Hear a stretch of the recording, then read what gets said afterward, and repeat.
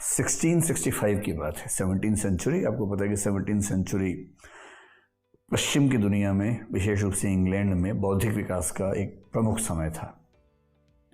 17th century में जो 2-3 लोग बहुत प्रसिद्ध हुए, उनमें से एक व्यक्ति का नाम था आइजैक न्यूटन।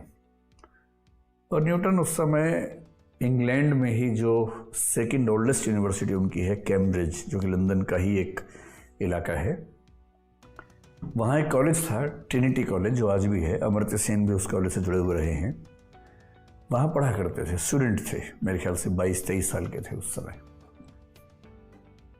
और ये ट्रिनिटी कॉलेज वही कॉलेज है जहाँ से कई बड़े विचारक पढ़े हैं।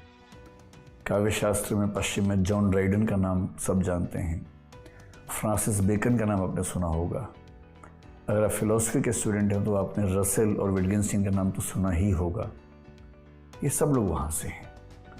जवाहरलाल नेहरू भी उस कॉलेज से पढ़े हैं। तो कैम्ब्रिज यूनिवर्सिटी का एक बहुत खास कॉलेज, ट्रिनिटी कॉलेज, जहाँ न्यूटन पढ़ रहे थे, एक स्टूडेंट थे, रिसर्च कर रहे थे। उनका इंटरेस्ट मैथ्स में था, उनका इंटरेस्ट साइंस में था। और अचानक 1665 में लंदन में प्लेग फैल गया।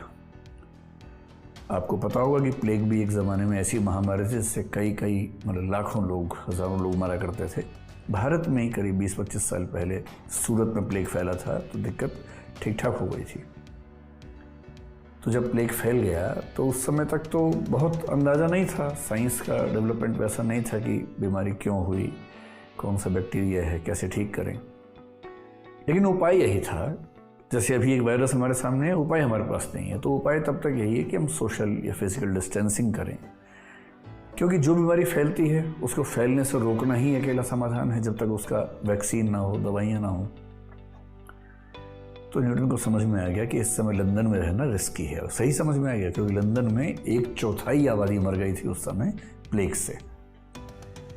तो सही समय पर न्यूटन वहाँ से निकले और अपने घर चले गए, जो वहाँ से मेरे ख्याल से 100-200 किलोमीटर दूर था। संयोग ऐसा बना कि करीब 1 साल तक उनको एकदम अकेले रहना पड़ा अपने घर में। एकदम अकेले, यानी एकदम अकेले, कोई नहीं था वहाँ पर। अब इस अकेलेपन को क्या करें भाई? अकेलेपन से कोई आदमी पागल तो हो ही सकता है, पर कायदे के लोग अकेलेपन से पागल नहीं होते, अकेलेपन का फायदा उठा लेते हैं। तो न्यूटन ने वही किया। उसने जो रिसर्च कर रहा था उस पर अपने आप और पढ़ना शुरू किया।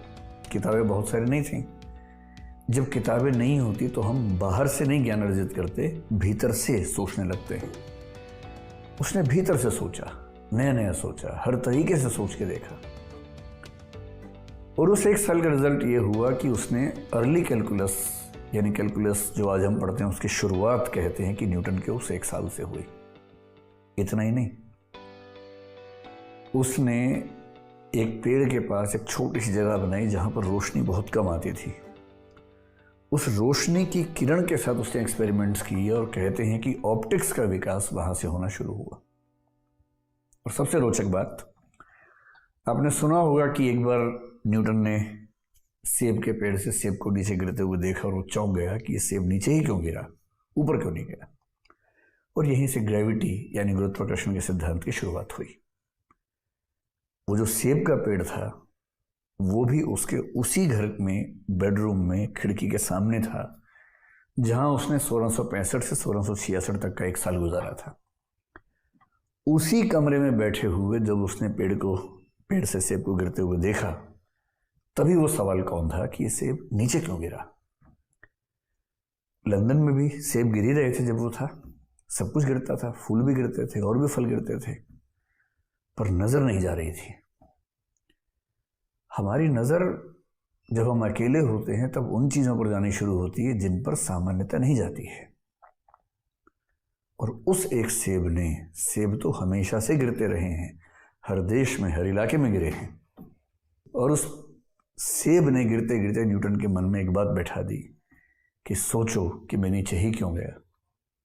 और यहां से वो महान सिद्धांत पैदा हुआ, गुरुत्वाकर्षण का सिद्धांत, जिस सिद्धांत ने हमारी विज्ञान के इतिहास की दुनिया को बदल दिया। आइंस्टीन ने यूं ही नहीं कहा था कि मैं आइंस्टीन इसलिए बन पाया हूं क्योंकि मैं न्यूटन के कंधे पर बैठा हूं। अगर न्यूटन ने यह सब ना किया होता तो आज मैं वही कर रहा होता जो न्यूटन ने किया था। मैं समझाना चाह रहा हूं कि अकेलापन यदि आपको मिला है जीवन में तो ये दुर्भाग्य नहीं है, ये सौभाग्य है।